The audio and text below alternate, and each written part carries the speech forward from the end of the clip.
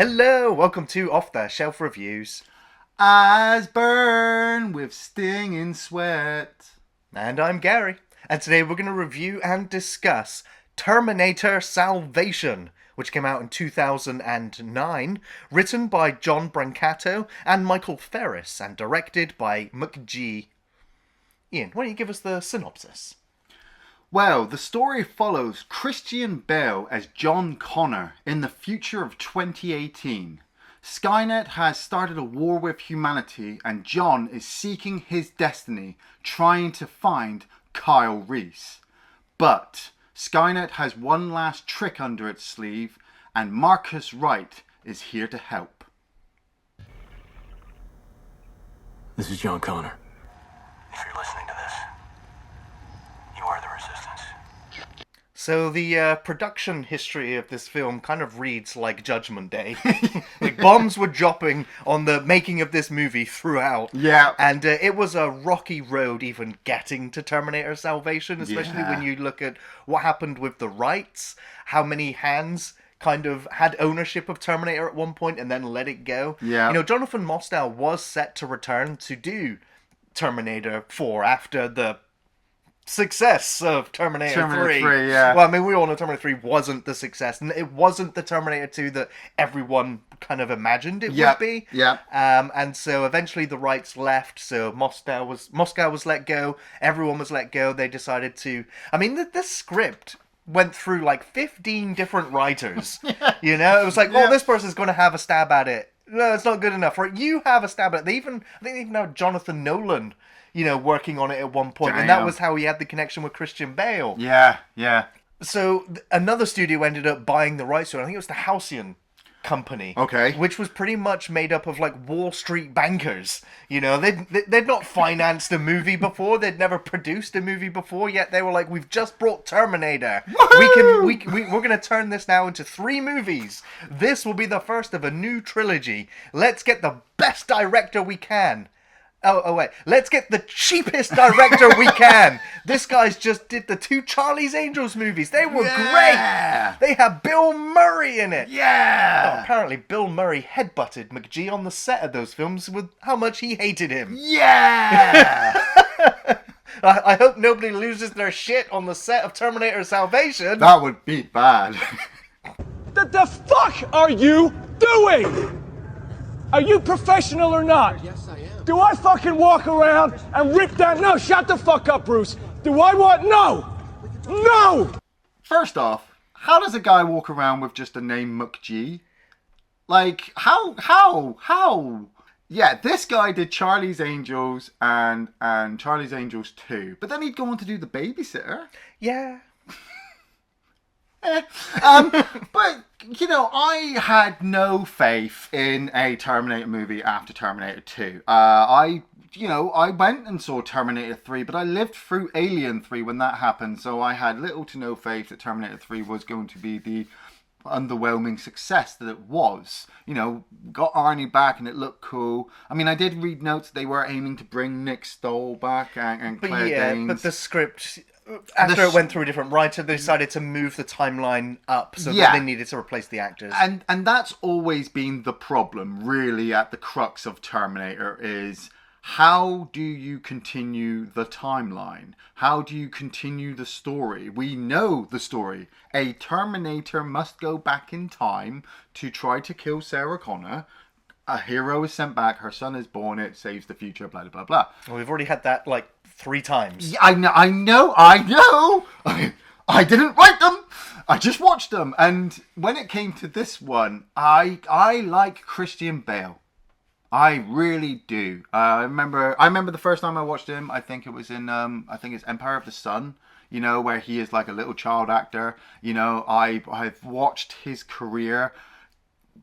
I've watched his career rise. And regardless of what people say about his movies, he has always been a star. Like, want to talk post-apocalyptic movies? Reign of Fire. Yeah. You know, that movie kind of works. At the time, it bombed. It was fucking booed out of cinemas. It's slandered. But me, I like dragons.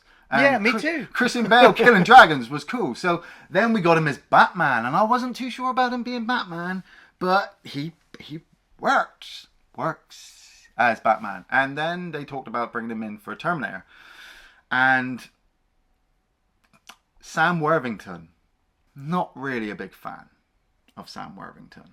He's alright. He's all right. That's as much as I can get from him. He's all right. He had his moment, you know. I mean, this was part of that moment. Exactly. Now this is Clash of Titans, Avatar, Terminator Salvation. man on legs. Then goodbye. Somehow this guy was signed up to do Avatar, and then it seemed for like the next 6 months he was just doing movie after movie after movie, and I didn't not like him because of his acting. I mean, he's kind of, like Gary says, he's all right. I got bored of him because I was totally oversaturated. From everything I had seen from Avatar, which wasn't the global phenomenon, universe bringing peace movie that it should have been, to then seeing him in this. And I liked this movie. I will go on the crux right now at the start, regardless of what's going to happen between me and my friend as this movie goes on. I like this movie because this movie does the one thing that a lot of the other movies don't do. Time travel? Yeah. Lack of time travel? Lack of time travel. No, it didn't keep the focus on Arnie's face. Well, yeah, not at all. Not at all. Not at all. It was, we needed to make a Terminator movie, but we can't rely on the face of the Terminator. Which is good, because I wanted to try something else. So the movie kind of starts with Marcus Wright, Sam Worthington's character, sat in a jail cell, and he's on death row. He's just going to be taken off and killed because something's happened with his brother and a couple of cops. I'm not sure. Is it a bank robbery? Did he murder them in a fit of rage? You know what I did. My brother and 2 cops are dead because of me. I'm not looking for a second chance. I mean, he doesn't seem like the type from the get-go. We just have to take the word for it that he did something horrible. Yeah, that's And the we thing got as well. Helena Bonham Carter. Yes. Who, you know, she only has a very minor role in the film. It's still very significant. Apparently most of her scenes were not shot, though, because she had a real-life family tragedy happen while filming, and she had to fly all the way back to London and skip out on a lot of the filming. But, yeah, she's here, and she's also dying. Yes. But she's like, she confirms that he signed his body on to research of some kind. Yeah, she works for Skynet, or the early Cyberdyne yeah. systems at this point, because this is obviously set before the war, and I like to continuity it and say this is before Nick Stahl has met up with the Terminator, before Judgment Day has happened.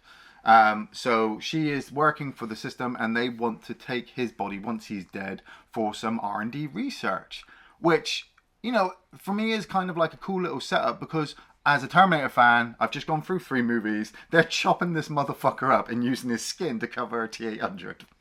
That's it. You know, if he's there for talking and diplomatic missions, I'm out. But we get the cool little setup of just him being taken away, and Sam Worthington, Marcus Wright is just like, nah, I don't care. No final words. I know what I did. This is my judgment day. Wink, wink. And he gets taken out. Now, the next sequence, though, is, I will say, absolutely fantastic. We have the title sequence, the Terminator music. Yes. I will say, I think it's Danny Elfman did the music for this one. Yeah. I don't like it.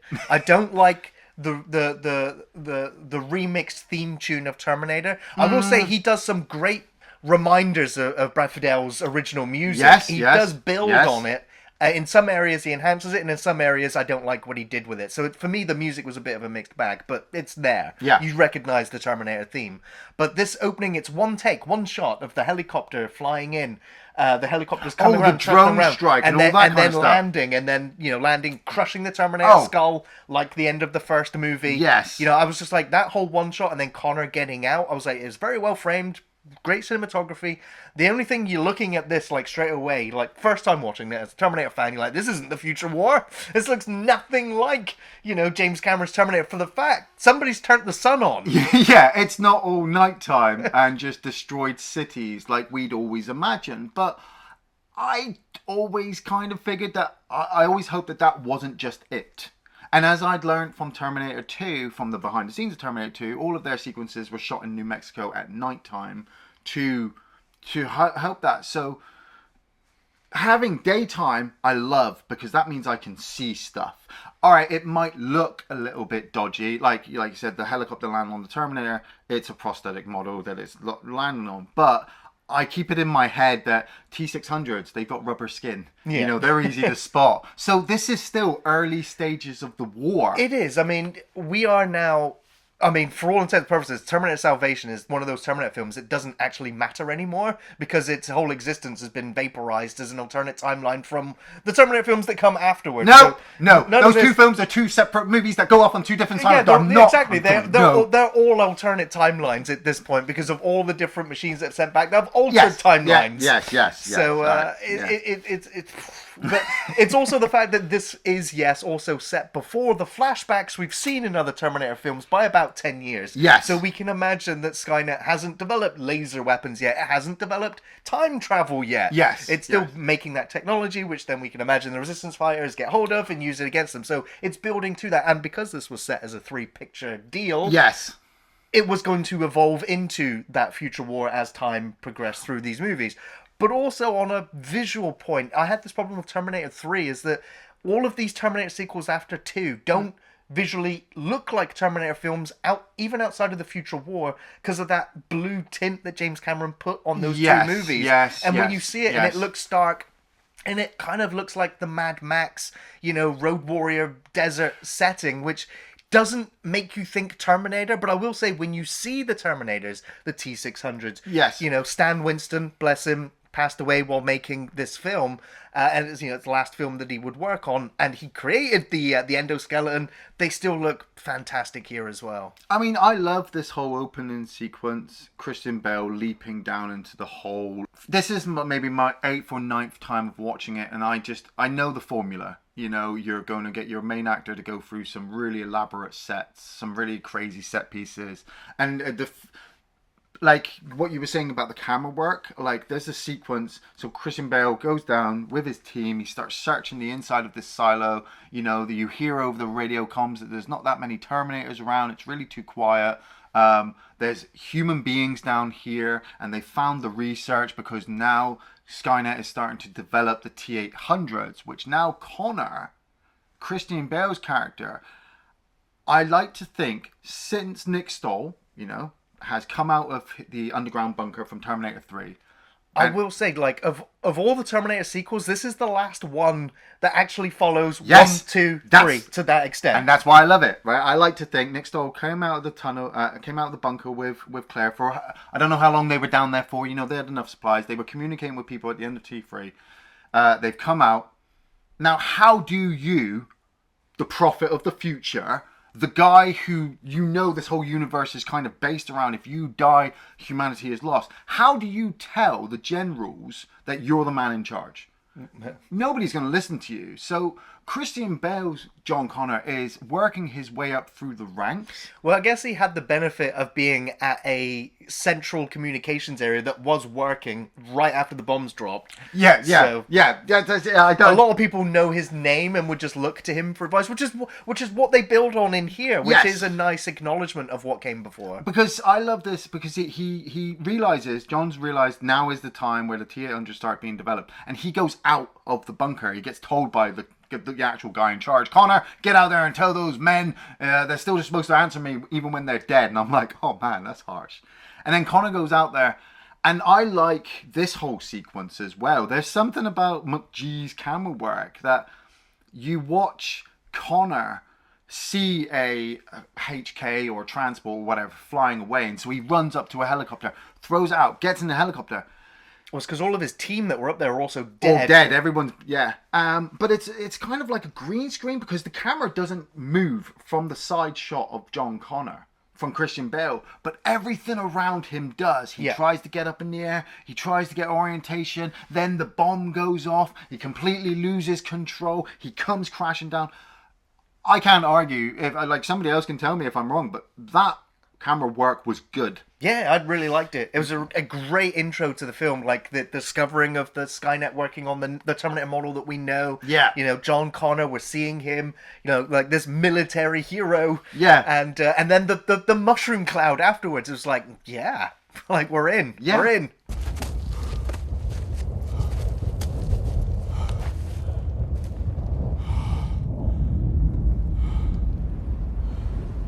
And he's now got to go to command, and he's just like, I'm going to go. But we watch Marcus climb out. Marcus rises out of the ashes of Yeah. the mushroom cloud, and he's just like, okay, well, I guess I'm here now. And I guess, well, this film doesn't have time travel in it, but I guess it's reverse time travel, because he goes from modern day to the future instead of the other way around. Now, I don't know if I should say now, but first time I watched this, I knew how it was just going to completely play out, and I didn't need Wikipedia to tell me. Well, no, because like the trailers let everyone know Arnie was the good guy in the second one. Yeah. You know, and the trailers in this one let everyone know that Marcus was a Terminator, and in Terminator Genesis, they let everyone know that John Connor was a Terminator. Yeah, but It's like, well, these trailers told everybody everything anyway. When I sat down, like the trailer was one thing. When I sat down and watched, and I watched Marcus climb out, I just knew how the story was going to play out. First off, this guy could not survive a nuclear explosion like that on his own and just kind of scream, you know. Secondly, we've already seen him die at the beginning, so whatever this is, it's not Marcus Wright. He thinks he is. It thinks he is, but it's something else. But I also kind of like that because I've gone through 3 movies of Arnie just coming back through time and doing stuff. I haven't got Arnie now. So yeah, I'm kind of on my own, which I feel is a good thing because it takes me back to Terminator 1 with Kyle Reese of what was going on there. Like, who am I following here? So... Well, speaking of Kyle Reese, Yes. we follow Marcus around for a little bit, and he finds the first person in this wasteland. He's like, hey, hello, friendly face here. And of course, it's one of those rubber-faced skeletons, although it's missing its rubbery face. Yeah. And we get our first, like, T-600, you know, massive minigun. Just a machine. I mean, it's not... I'm glad it's not a T-800 because... too much of Terminator 2 just makes it a rip-off of Terminator 2. So if we'd had T-800 right from the start, I'd be like, that's cool, but it's ripping off Terminator 2. This one, you know, he looks battle damage. It looks like he's had a bit of a war. Parts of him actually look like it's rotten skin. Well, yeah. That he might have put on himself. And then Kyle Reese turns up to rescue Marcus, and...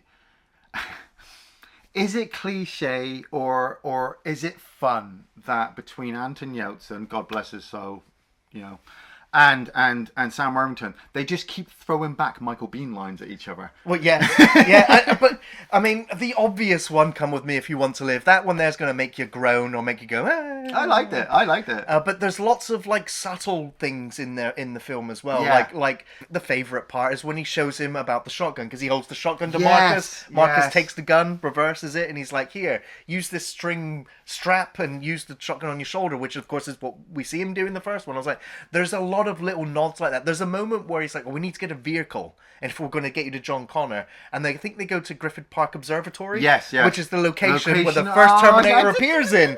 So it's just like, it's great. And now there's lots of other things in here as well, like more subtle callbacks that you might not be aware of, like the gas station. You know, at the end of the first movie, you know, Sarah Connor, she fills up before she drives off. In the second film, they go to that gas station to do the operation on the Terminator after they escape the asylum. Yeah. In the third film, the Terminator goes there to get supplies. Talk to the hand. Oh, yeah. You know, and now in the fourth film, they also go there for supplies. And it's just like, man. Man, I wonder if it's the exact same gas station throughout time. There's just little things in this movie that a lot of people give it shit for, but I think some of the maybe somebody somewhere was either subtly trying to sneak them in for the fans, or they were like, look, we just need to keep hitting people with Terminator 1, 2, and 3 references to keep this movie inside that universe. But that's what I like, is like, you know, they didn't hit you over the head with it like the ones after this would do so, more obvious ones. Yes, it does feel like that. I'm not going to admit that to some people it doesn't, but I was ready for them. And so, like I said, we've had Marcus, him and Kyle meeting up, defeating the Terminator. Like, they defeat it like with makeshift traps. That's cool. I mean, I would have liked plasma guns and things like that, but we get from Anton Yelchin that his Kyle Reese is just barely surviving. You know, he's got this young girl with him, Star, who's a mute. You know, a lot of the story stuff that they're going to set up in this movie doesn't pay off because we were supposed to get 2 more movies after to kind of build up those characters. We don't get it. Star, I have no idea how a child like that has survived for this long after Judgment Day with just this guy. Maybe they were part of a bigger group. Maybe, I don't know. All I know is that her and Kyle, we've got some tactics to take the Terminator out and destroy it.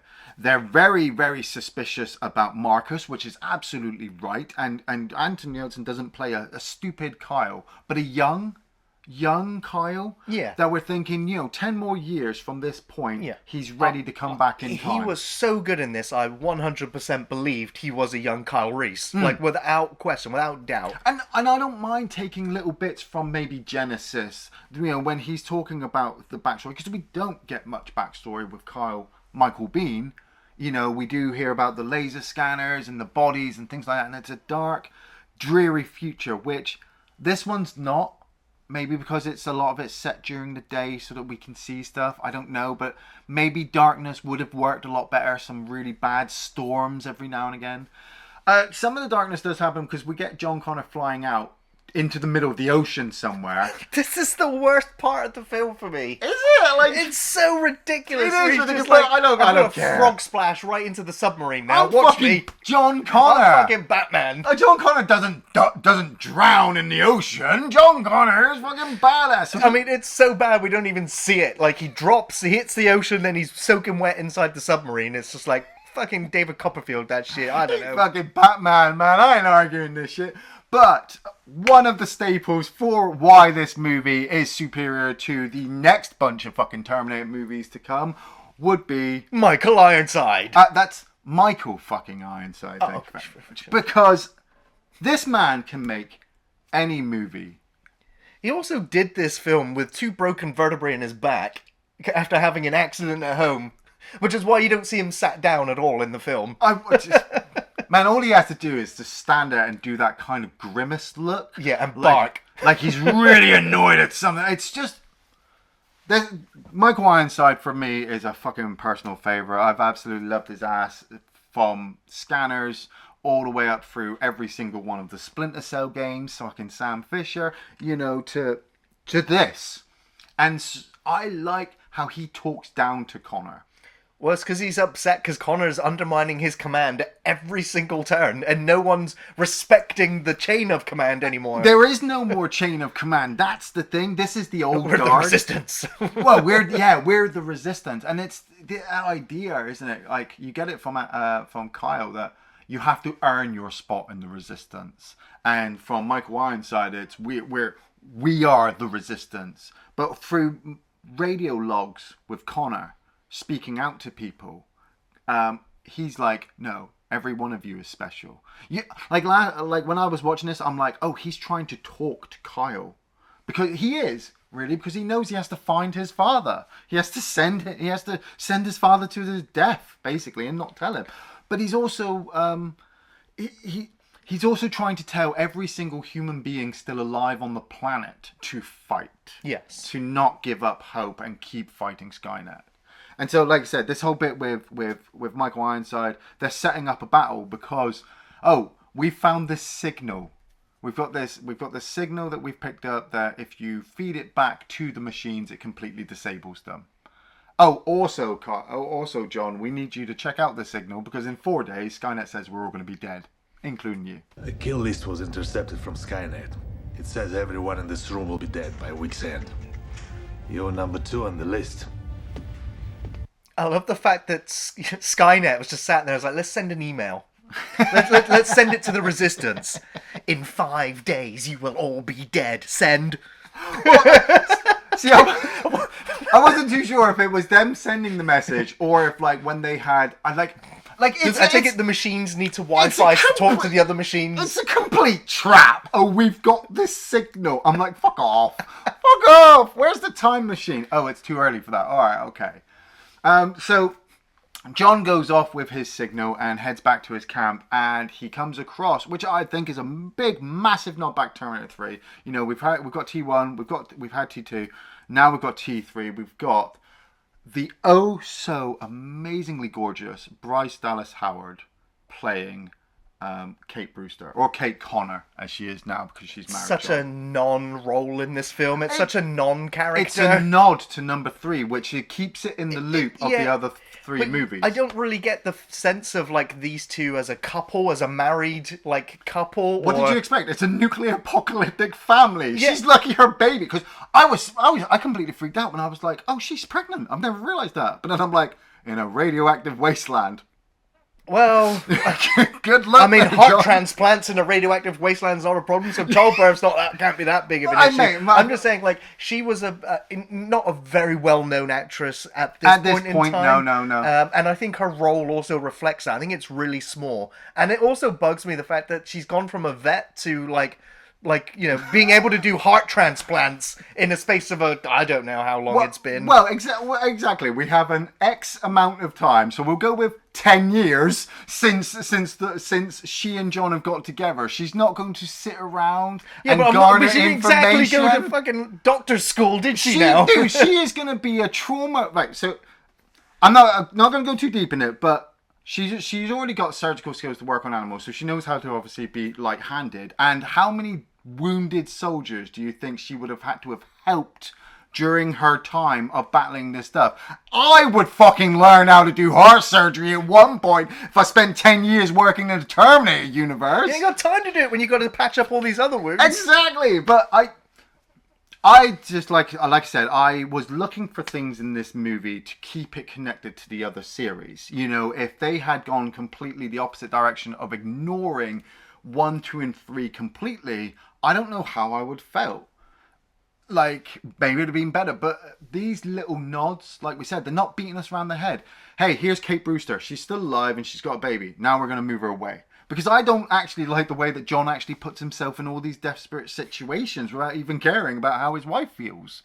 But then maybe she already knows. He's told her. Look, I got to send my dad back in time, really. Oh, is this time travel? Yeah.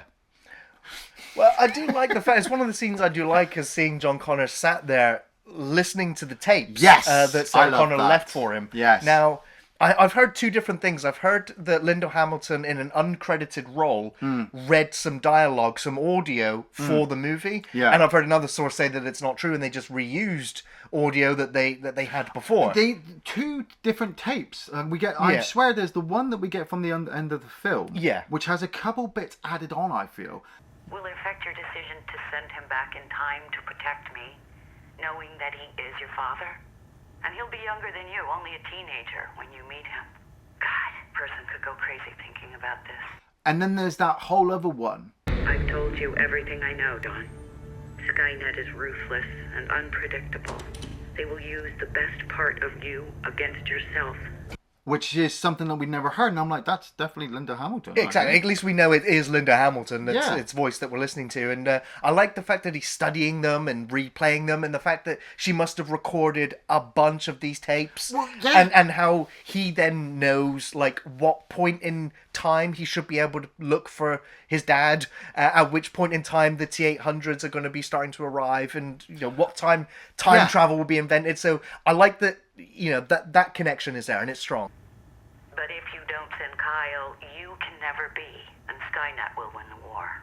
Yeah, and for me, it's just like, okay, John doesn't hate his mother anymore. You know, in T3, he kind of had this relationship, but now, like you said, he's embraced it now because Judgment Day did happen. And and having the Kate Brewster, their character, is kind of the support figure, you know, because Kyle and Marcus and Star get into this whole fucking situation. It's a great sequence. They stop at the gas station. They're looking for supplies.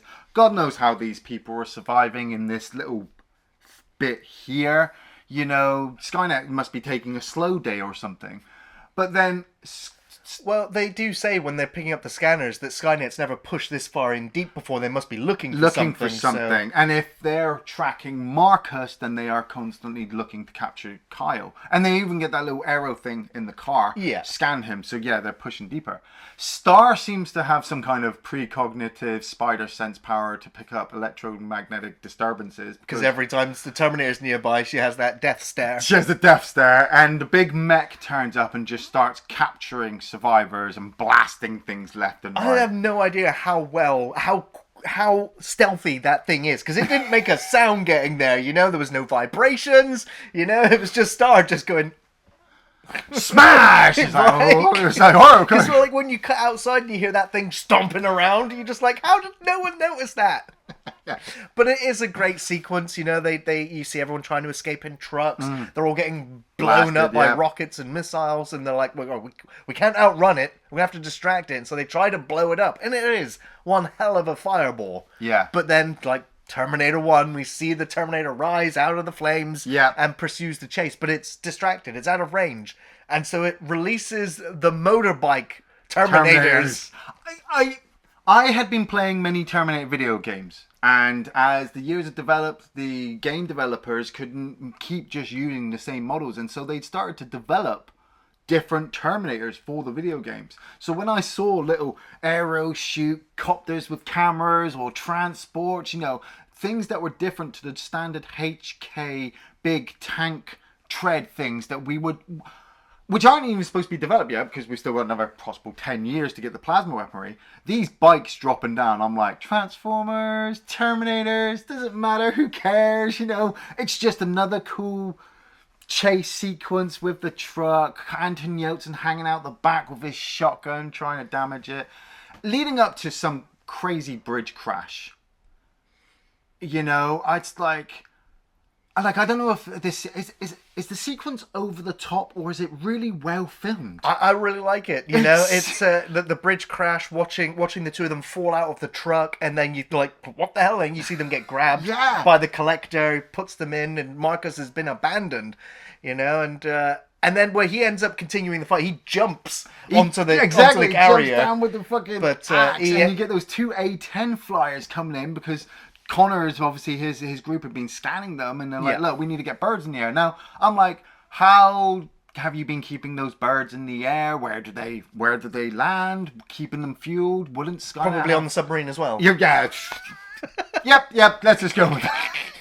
But you get these two planes come in, and it's a cool little sequence where they actually destroy a HK and they're trying to put fire into the transport, but then it drops another HK off and it just flies off after them and it takes them out. I like it was one of the points where I knew there was no way he could have survived it unless he was a fucking machine. But it's the way that Marcus Wright kind of skips like a stone over the top of the water when he lands.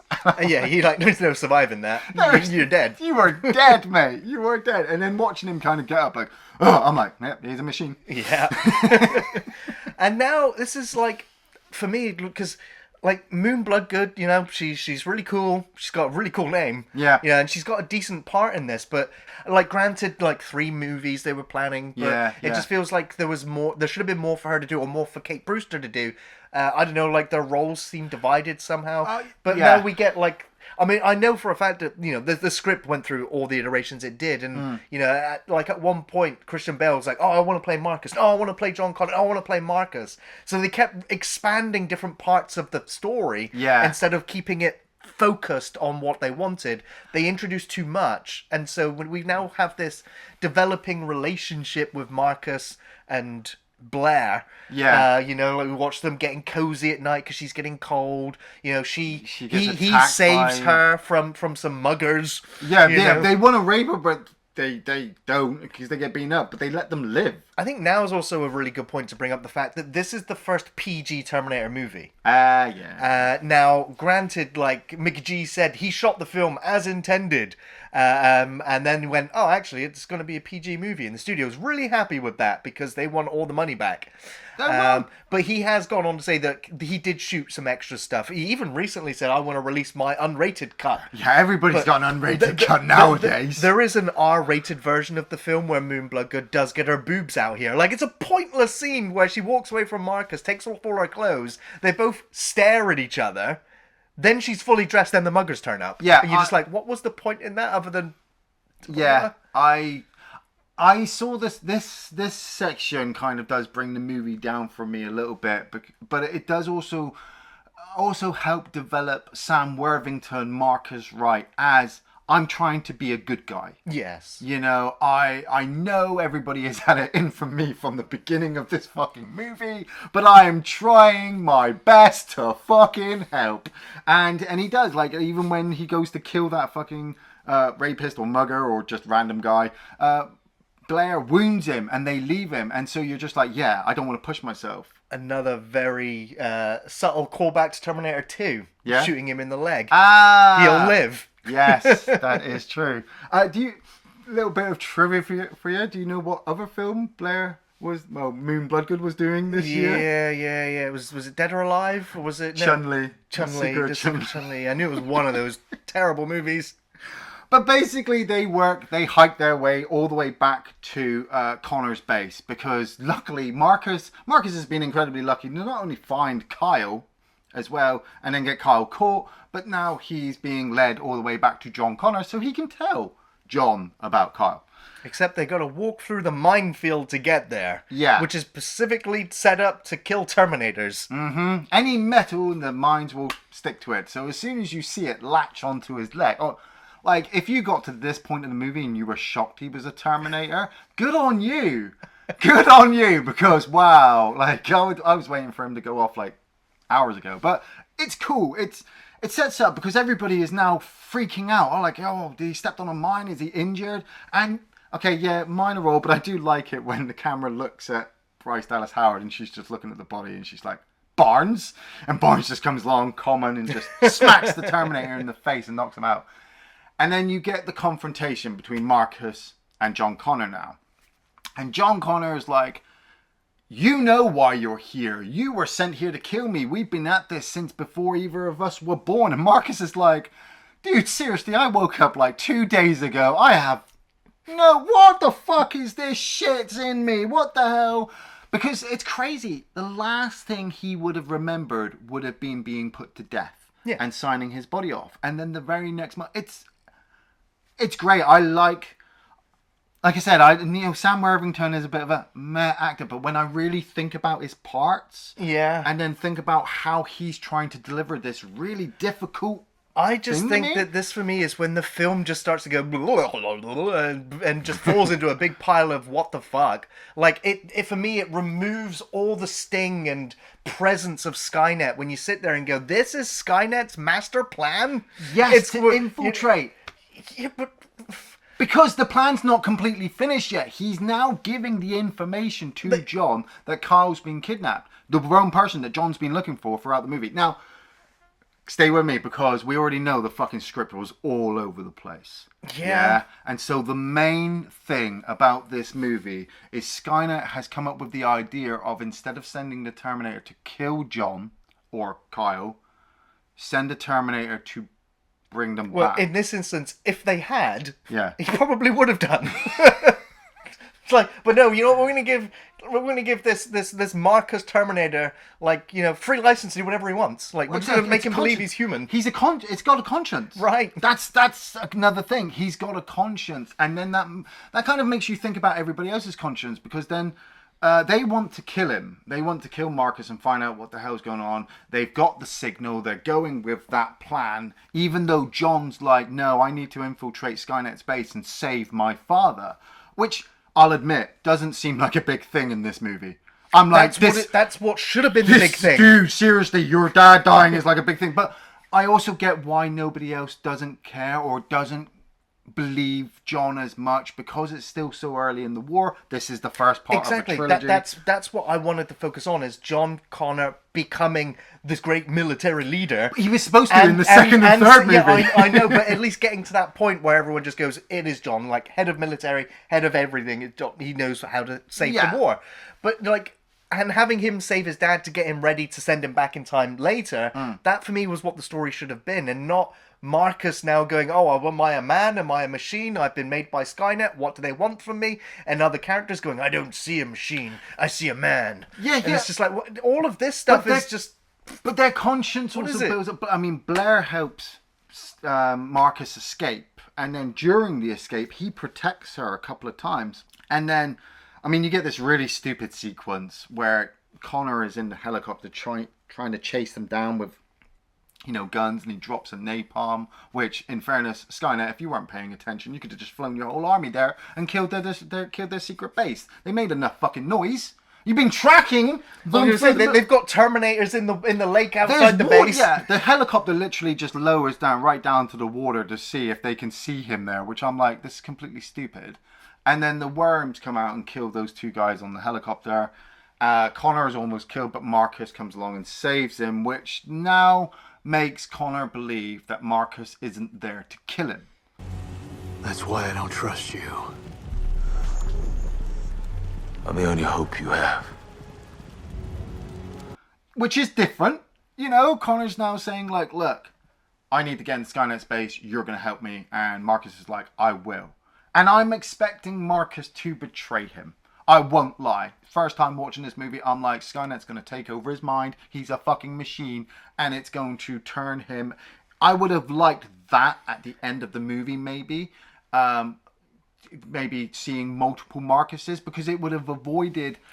I've always wanted to get off of Arnie's face. Arnie is the face of a T-800, but he's not the face of the whole entire franchise. That's always been our fans' faults. It was our fans' faults for putting me on that pedestal. So every time a Terminator movie comes out, Dark Fate, we always expect to see Arnold Schwarzenegger in it. It's not the case. He sends Marcus off on his way, and John, gets his stuff together and says to the resistance team, or he says to Kate, like, look, tell them to wait a little bit. I need to infiltrate Skynet. And I like this little bit. I've always loved Guns N' Roses, and their music for Terminator 2 was one of the best songs in movie ever. So again, nice callback. Yeah, and so when he sticks it on the road and he gets the bike and he takes them out, I'm like, yeah, I'm in it, baby. Yeah, I may not fully like this movie, but it's telling me to go watch Terminator 2. It's telling me to watch Terminator 1 and Terminator 3, and that they all make sense.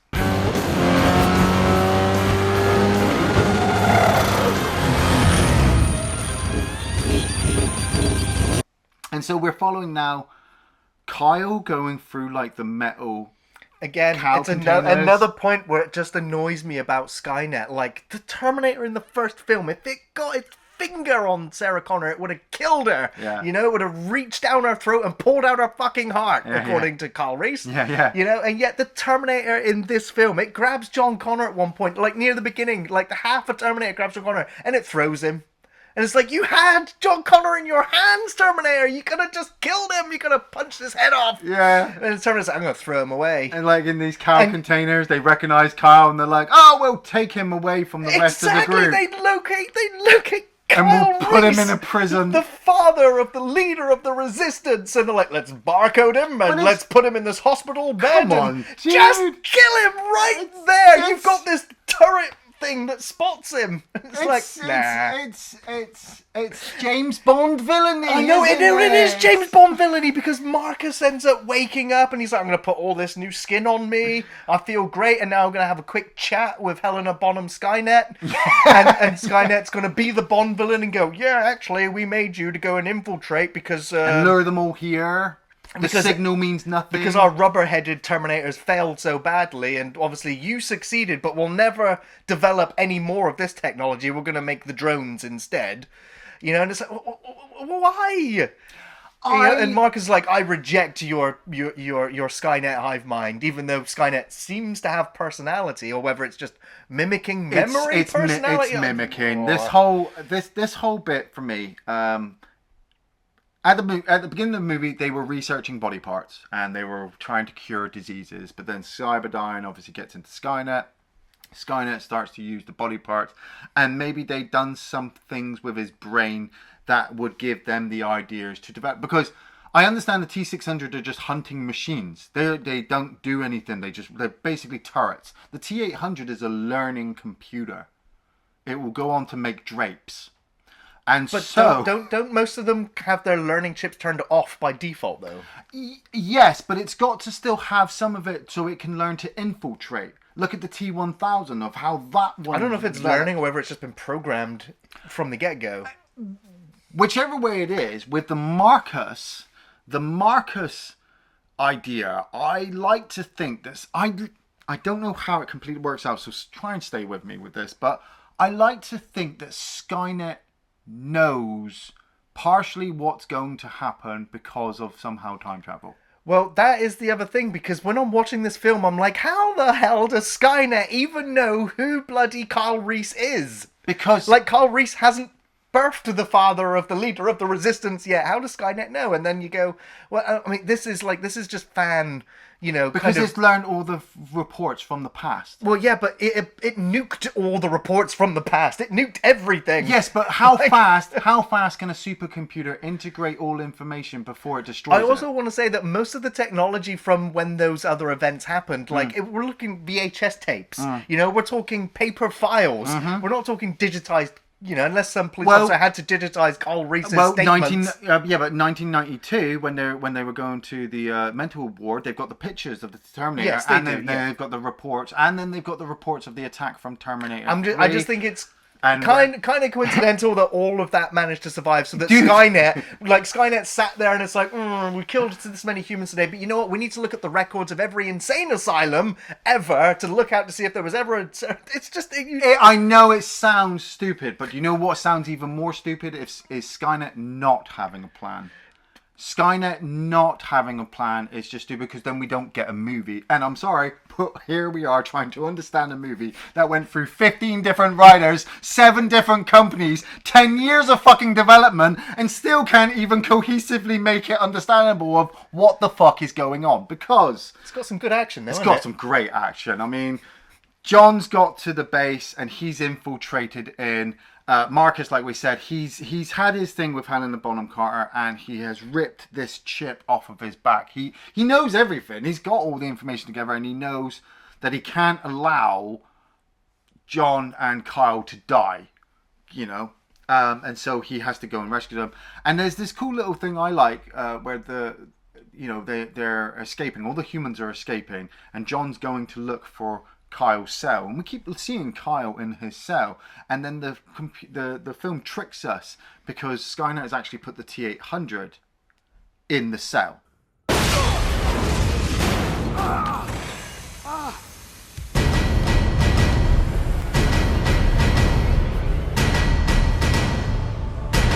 And now John has to fight it. Now, this is where the movie says, ladies and gentlemen, here is your T-800, Arnold Schwarzenegger model that you've been waiting for throughout the whole movie. And I'm like, sweet. Now, it doesn't look right. The facial capture thing does. It's 2009? Yeah. This is way before Princess Leia did her fly through space. So they're doing their best. It kind of looks like the rubber skin version of the guy from Terminator 1. But I did read up in notes that if they had not got the right to use Arnold Schwarzenegger's likeness in this movie, we'd have never seen the face. John would have immediately shot the Terminator and damaged it, and we'd have just got the T-800, which is the face of the Terminator franchise, not the governor of California. Okay? So it's cool to see him. Yeah, and you get the music beat, and and again, you get that moment of terror. Even Christian Bale sells it, he sees this and he's terrified of it, and he does the run, and he tries to fight it, and again it pisses me off because the Terminator gets hold of his nemesis, the one target, and throws him away. Yeah, just keeps throwing him around the room. I'm like, why are you doing that? Why don't you just hold him, break his neck, break his back, punch a hole for him? Well, we'd end the movie immediately, and the whole time. But yeah, it's an okay chase scene. Marcus gets involved, and yet the Terminator analyzes Marcus and finds his heart weak point, gives him the death punch. Pow! Which is cool. Like, Marcus doesn't come across as too over the top. He's strong to take on a Terminator, but Kate Brewster had already explained to us that his body he's a human body integrated with cybernetic technology. So it's still human brain, human heart. Yeah, still kind of human organs and yeah, okay, he's got pneumatic parts that he can throw, but he's still mentally, it's like the Matrix, I suppose. He doesn't realize he can do potentially more. The T-800 has none of those restrictions. It is just literally, I'm going to kill everything. And I love the little chase sequence. Before he gets punched in the heart, there's a whole chase sequence between Kyle, John, and Star through the factory. It's very reminiscent to Terminator 1 and Terminator 2. Yeah. Especially to the point where, John's chucking Kyle onto the elevator and he's just like, I was here to save you, or I don't want to leave you. You didn't, And there's this father-son bonding moment that we never thought we'd ever get. I also love that little nod with the power cores. Yes. We'd seen them in Terminator 3. These things are fucking nuclear, and Christian Bale acknowledges this and says this is how we take out this facility. But when he's stabbed through the heart, like, you've just had this whole fight sequence. You get to see how he gets the scar as well. Yes, that was great. From Terminator 2, covering the machine. Like, why? The machine was covered in shit. Why didn't you just fucking bash the fuck out of it? Once again, you're trying to elongate the movie and you don't want it to end immediately. Watching him get stabbed through the chest, I'm like, that would kill him instantly. Yeah, right, exactly. Dead. It's right through the heart. He's fucking... Well, I mean, it's not through the heart, it's through the chest, and even Kate, like... So he's going to live for a while, but it's, like Kate says, his heart can't take it. Yeah. Because of the trauma. But Marcus rips off the T-800's head, helps carry John back outside of the facility. They destroy the facility in a massive, huge nuclear explosion, which should have taken their helicopters out. But we've gone past the point of believability now, people. So, right. There was a massive, massive fan outcrying about this film's ending. Really? And that's why they changed it to what it is now in the film. Oh, right. Because like you mentioned earlier, the ending you wanted. Yeah. John Connor dies here. Ah. And then they're like, well, you know what? Like, no one really knows John Connor's face. So let's take John Connor's face off and put it on Marcus's face. And then we'll call Marcus John Connor. And then we still have our leader of our resistance. Ooh. So now John Connor is a Terminator. That kind of works. But then Skynet goes, you know what? We can actually still switch you back on. Let's switch him back on as a Terminator. And then he guns down everybody in the movie and kills everybody. No, that doesn't work. That was the ending of the movie. Because why would he remove that thing out of the back of his neck? Because they changed it all. That's why in the film now it's changed. So he doesn't kill everybody. Yeah, but I could totally take that whole skin face thing because... No, it's the fact that they killed John Connor and turned him into a Terminator, which is what would happen in the next film anyway. So even though they aborted it because the fan outcry, and they thought they'd try it in the next one and kill John and turn him into a bad Terminator. Oh, that worked out for you. What happened after that movie? We killed John Connor anyway in the past. So obviously now they've decided, well, we're going to keep John Connor, we're going to sacrifice Marcus and do the heart transplant in the middle of the radioactive desert and everything will be fine. You have to have an ending, and I'm sorry, but you can't go, oh, we don't like that ending, and we don't like that ending, and we don't like that ending, but we want an ending. Sometimes you just got to take what you get, and you either take the devil you want or the devil It's that you easy to have. fix this. Just have the T-800 kill Marcus with the thing through the heart and have Connor get away. That's it. It's fine. That's a fine ending. Yes, but you're thinking for just a singular movie. They're still trying to sell this movie as a trilogy, and so they're trying to leave the doors open. Yeah, leaving him with a Terminator heart would then maybe in the second one. And I thought about this after I finished watching this movie. I'm like, you know what? You could have gone into a second Terminator movie with an older actor playing Kyle and an older actor playing John, and seeing, you know how at the beginning of Genesis they have that little battles together, working together. That's how your next movie would be. But John's, he's got this Terminator heart, so he's not the cold-hearted son of a bitch killer of the machines that he wants to be, because he once knew a machine that helped him. So Terminator 2, it always goes back to Terminator 2 as well. As much as we hate the T-800s, once you're able to reset the chip, I know now why you cry. You can reprogram T-800, so we could have a whole Terminator movie of just armies of T-800s. Bring RoboCop in. Fucking bring the Predator and Aliens, and I don't give a fuck anymore. Madonna could be leading the fucking Skynet army in the future, as long as it's not Legion. This battle has been won, but the war against the machines rages on.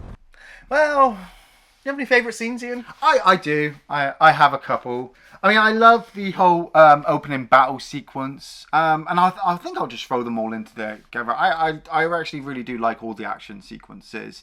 They're bright, they're well shot. The special effects are, the special effects look kind of not as clean and tidy, and that works for them. Like, they're dirty and grimy. Like Skynet's not had much of a plan. He's gone, if I put a rocket booster here and a rocket booster there and guns on it, and it works. It doesn't have to be so smooth and shiny like a T-1000. The whole chase sequence with the truck and the bikes. The whole chase sequences with the jets. The battle sequence at the beginning with Connor jumping in and then coming out with the hole. Those really work. The base one I'm not a big fan of. That's a bit silly. I like the I'll be back. What should I tell your men when they find out you're gone? I'll be back. You gotta have I'll be back in a Terminator movie. And I was sat there watching this and I'm like, I don't remember Arnie saying I'll be back. Well, yeah. And then John turns around to Kate Brewster and she's like, what shall I tell your team? And he's like, I'll be back. And I'm like, there it is. And then it kicks into You Could Be Mine by Guns N' Roses, which, like I said, is probably the greatest tune in the whole Terminator series next to the original theme for me. And I want to say some of the talking parts of Marcus. Like, maybe the stuff with him and Anton Yelchin over the stuff of him and Christian Bale. There's this bit where he goes up to Griffith Laboratory and they get the car to work. Now, my believability of films go completely out of the window at the start of this movie. So how this car can even have a working battery, fuel, tires that work, and is not radioactive and burnt to a crisp, and still play Alice in Chains when it's turned on is just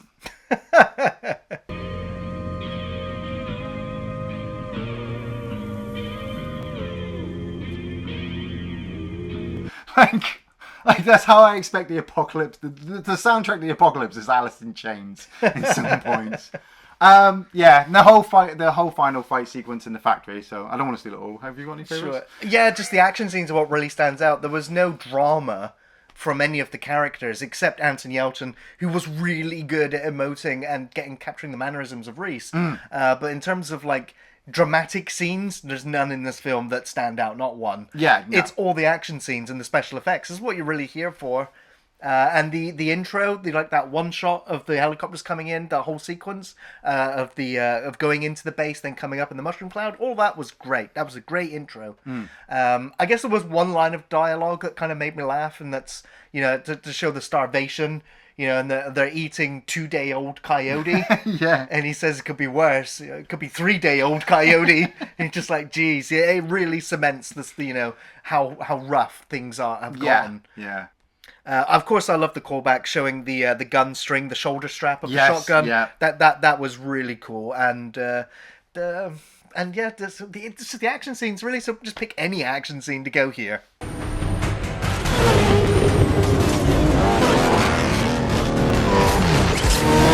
Well, Iain, do you recommend Terminator Salvation? I do recommend Terminator Salvation, and I know a lot of people are probably thinking, how can you do that? And you know what? It's because I can see the fucking future, and the future does not get any better than this movie. This movie finishes the first three, and that's kind of what we always, in a way, needed, what we always wanted. You can only keep a franchise alive for so long before you start flogging a dead horse. And we knew we were flogging a dead horse when Terminator 3 was coming out, because we were never going to get bigger than the first two movies. I wanted it to be. I did want Terminator 3 to be big, but it wasn't. And so when Terminator 4 was coming out, I'm like, oh, here comes Jaws 4 all over again. Here comes fucking Poltergeist 3, Texas Chainsaw Massacre 4. I could go through a list of franchises where the movies do not get any better after the third. But with a lot of franchises, when you go your fourth movie and then you decide to go fifth and sixth, that's where you really get to fucking see some shit. Terminator Salvation finishes the first three movies. If you ever wanted to watch the Terminator franchise, you watch Terminator 1, 2, 3, and 4, and that's it. You really want to go deep, go into the Sarah Connor Chronicles. You want to go even further, you play the games, you read the comic books. And if you then consider yourself a fan, then you will pay money and go and watch the Terminator reset the timeline completely with Captain Boomerang. Or we'll fucking make Arnold Schwarzenegger sign drapes for you. Do we need Sarah Connor to come back? No. Does John Connor need to be alive for Skynet to exist? Yes. Stop making movies and make Salvation 2. I think this Terminator sequel gets a recommendation, and it's probably the last time I'll say that with where the rest of this franchise has gone. This is a really good, big-budget action sci-fi dystopian thrill ride with some fantastic effects and huge explosions. It really delivers the action and set pieces, and the world building is pretty immersive, with an extended look at the world after the bombs dropped on Judgment Day. The actors all play the parts well. Bale is still grumbling his lines like Batman, but he's believable in the role. It's Anton Yelchin, though, who steals the show with his portrayal of the young Kyle Reese, capturing his mannerisms and behaviour from Michael Biehn perfectly. It's also an okay Terminator film, and it doesn't have, time travel or attempt to remake the original. It has good intentions, and it has none of the stupid humour that other filmmakers have shoehorned into this franchise. Yes. It's a serious movie, even though you'll grumble or laugh at the franchise references.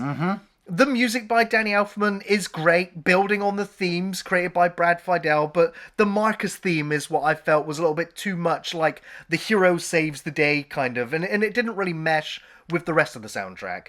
But it's an entertaining action film with a good pace. It's not the best Terminator film, but it's better than everything that happens after. The end, it really does begin now. Thanks for watching Off the Shelf Reviews.